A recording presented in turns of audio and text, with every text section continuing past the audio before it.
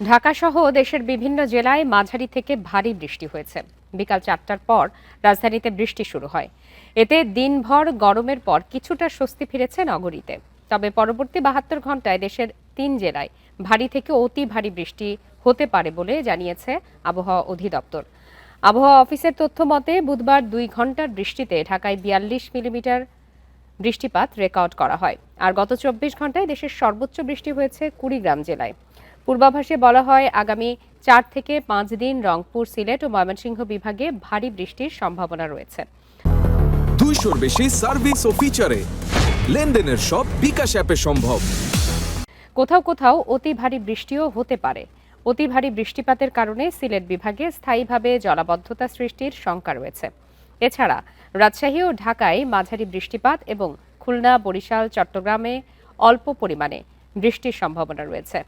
এদিকে এ সময় বজ্রপাতে নাটোরে একজনের মৃত্যু হয়েছে। আগামী ৪-৫ দিন বৃষ্টিপাতের যে অবস্থা হতে পারে সেটা আমরা আশা করছি যে রংপুর, ময়মনসিংহ এবং সিলেট বিভাগ, এই বিভাগগুলোতে বৃষ্টি বেশি এলাকা জুড়ে হতে পারে এবং বেশি পরিমাণে হতে পারে।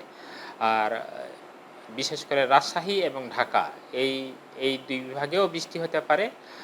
তবে দেশের উত্তর পূর্বাঞ্চলের তুলনামূলকভাবে মাঝারি ধরনের বৃষ্টি হতে পারে।